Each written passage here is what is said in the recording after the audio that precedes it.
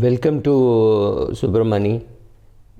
It is not as though this vlog would not have been made but for COVID, but COVID definitely pushed me to make this.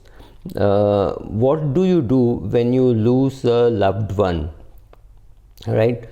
So I'm assuming for a minute that in a couple the husband has died, and the husband was the person who was looking after the finances, because we are going to talk more about finances. So first things first, if you are a widow who has recently lost your spouse, it's very difficult to get back to life, in the sense that looking for a job if you have never held a job, etc. So I do think you should take some time to grieve and seek support, and make sure that you are reasonably calm and settled before you take up a job. Of course, this luxury may not be available to people who do not have any financial backing, and I'm seeing many such cases. I've just recently seen a case of a guy dying with about equal amount of assets and liabilities, and leaving behind 3-year-old daughter, and the family has absolutely no money. They're living in a rented house, continue to live in a rented house. The girl has very little hope of being able to survive on her own, at least immediately. Assuming you are not that badly off, your husband had some insurance, you've got the money, or you're about to make the claim, he's got some mutual funds, he's got some assets which are sufficient for you, then what do you go about doing? So step one, understand that this is not permanent, it is going to be temporary. Yes, it takes time to grieve over a spouse, loss of a spouse, but maybe it will take 2 years for you to really get over it. So start the process, right? So start the process. First things first, follow the money trail. See what insurance he had, see what medical insurance he had, and whether any medical insurance has to be claimed, what are the mutual funds, and you need to get everything transferred to your name. Make sure that the house gets transferred to your name, which will, in very good chance that you will need a will.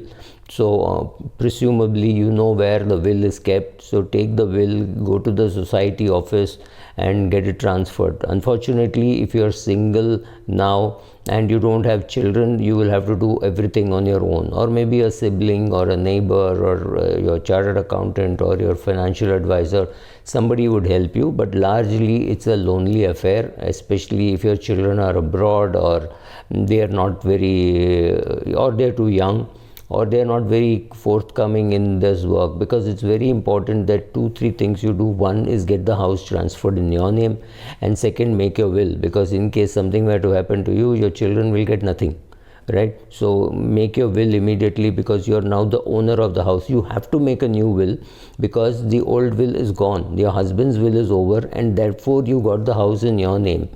Right now that you are the owner of the house, you have to make a new will with your children or whoever as the nominee, right? You have to make a nomination change, which will happen anyway when they transfer it to your name, and along with that, make a will. That's the most important thing to do.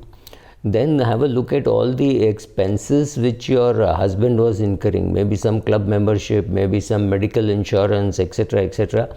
Make sure that you do not make further payment. You can't get a refund of the medical insurance, but in some cases like club membership, if there is an annual membership, there might be some partial refund possible. So whatever it is, check out all that, and like I said, and now just start thinking about simplifying your portfolio. I don't think you should hurry to do that, but yes, if you are a person who does not want to handle a complicated portfolio, let's say your husband had art and real estate and mutual funds, equity shares, everything, and you don't fancy managing all that, just start simplifying the portfolio. Keep it as simple as you wish. If you have a spare house, sell it off, convert everything into mutual funds or cash, bank fixed deposit, annuity, whatever. into financial assets and be ready for your departure from earth, right? So if your children have to get some assets from you, let it be mutual funds and cash rather than real estate, etc., which they may not be too keen to hold. So second is sort it out, and you will have a long list of things to do, right? Bank account closing, bank account opening in your name, demat account handling, mutual funds. So sit and prioritize all that you have to do, right? So make your list, keep on executing that, seek support, like I said, sibling or kids or chartered accountant, whoever. Somebody has to sit down and get all the details and start simplifying as much as possible. Gather all the critical documents like your insurance policy in case your husband was still working, his gratuity, his PF. All are very many important papers that you will have. Make sure that all those transfers are done to your name, right? Some society charges, society we have already spoken about, club we have spoken about. So ease the documentation, sit and complete the documentation. It is a little boring. Make sure that his will is destroyed. If there are any trusts that he created, that those are funded, right? All his estate planning documents should be back with you. If you have to make all this for yourself, right? Maybe if you've already made it, you'll still have to make, because after your husband's death, you would have inherited some property, some mutual funds, etc. So you may revisit how you want it distributed after your death. But remember, if it's an inherited property for you, you really don't have too much of a choice, especially if the children fight over it. Then the law will decide how that is to be dealt with.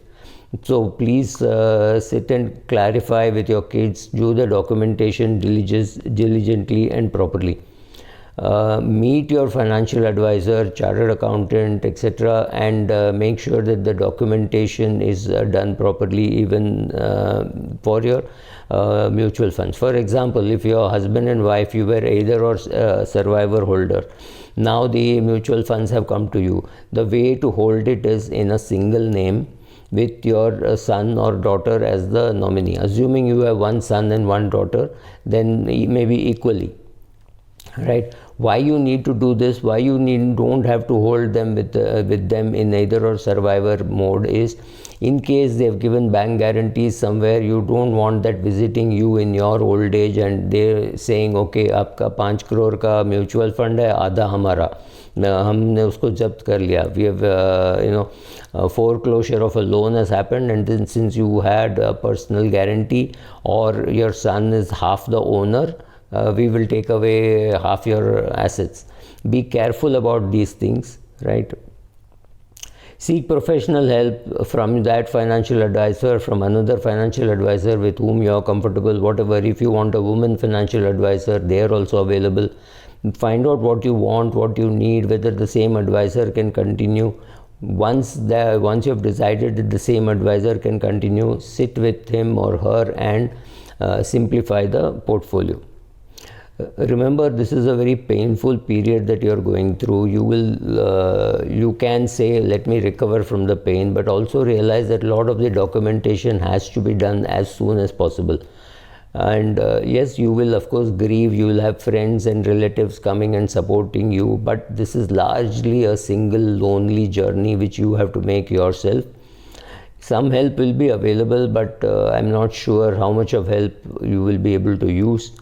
If you seek counseling help with a psychiatrist or something and you think it is useful, please attend to that. Look after yourself, because you will now suddenly start neglecting yourself, and that could lead to some kind of a medical problem. So look after yourself, do your homework, do your paperwork, complete everything as diligently as possible, and then learn to cope up without a spouse. Thank you.